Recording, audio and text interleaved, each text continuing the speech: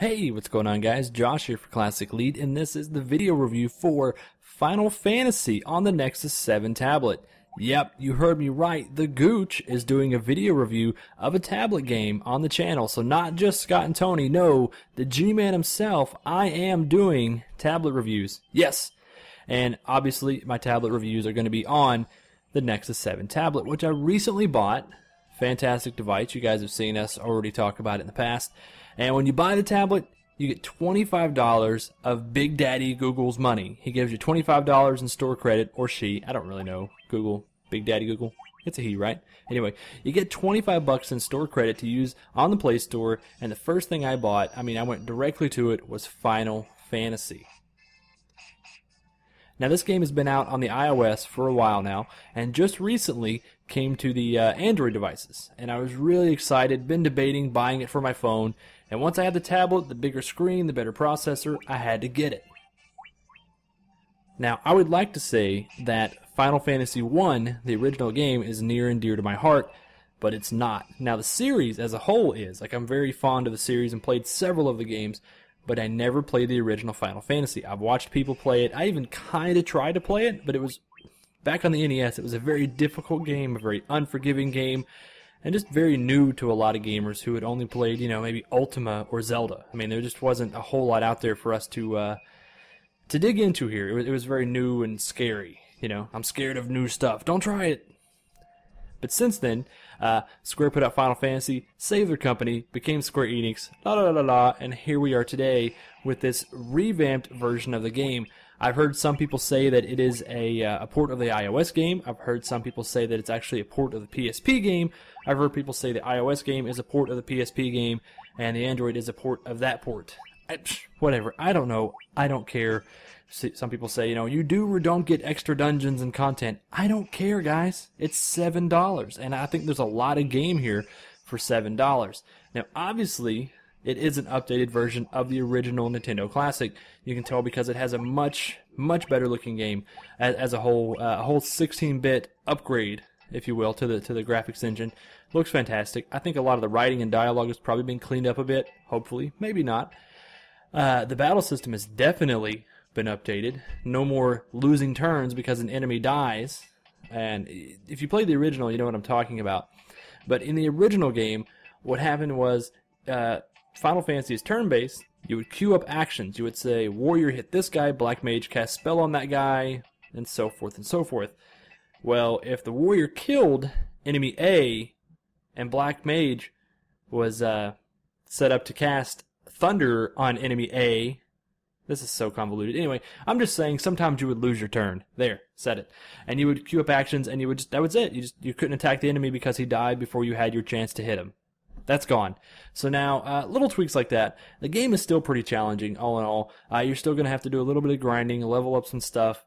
A lot of the limitations of the original game are still in place, meaning that you can only learn 3 spells of a certain level type at a time. So you go buy all of your spells. You don't learn them automatically.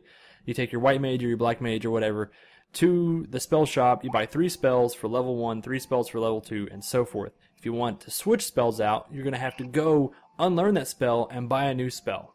So, kind of difficult.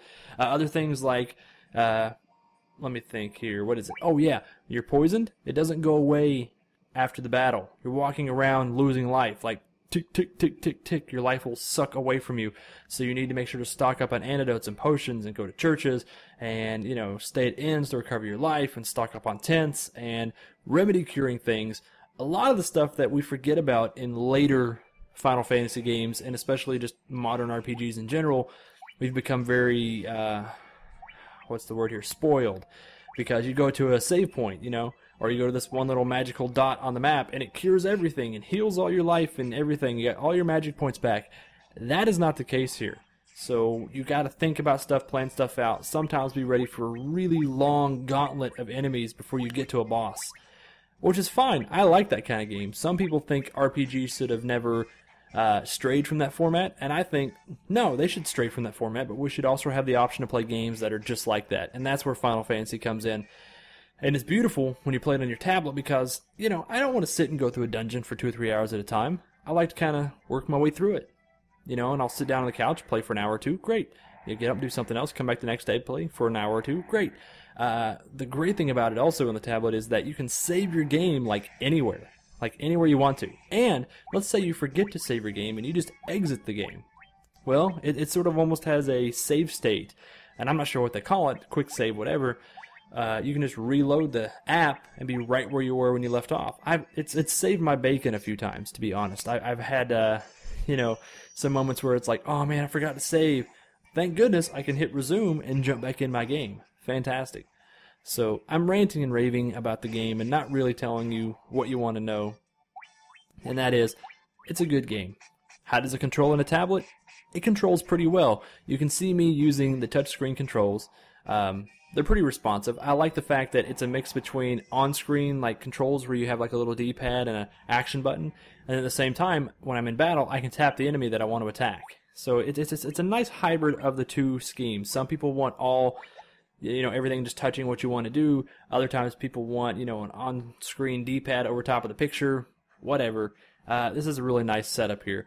It may, in the video, seem a little unresponsive, and that's because I'm trying to play the game behind a camera, so I'm not directly looking at my finger. I'm kind of guessing. And even for guessing, it works pretty well. Like, I'm not having too much trouble getting around the world. But a great game. Again, it's like $7, $6-7.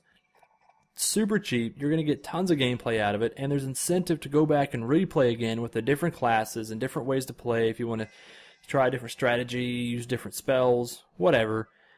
I mean, this is the game, essentially, that made JRPGs what they are today. Was it the first role-playing game? No. But what it did for the genre and what it did for video games in general as a series is outstanding and remarkable, and it's really worth your time, especially if you bought a Nexus 7 tablet and you got some extra cash to burn. There's no excuse not to pick this game up today.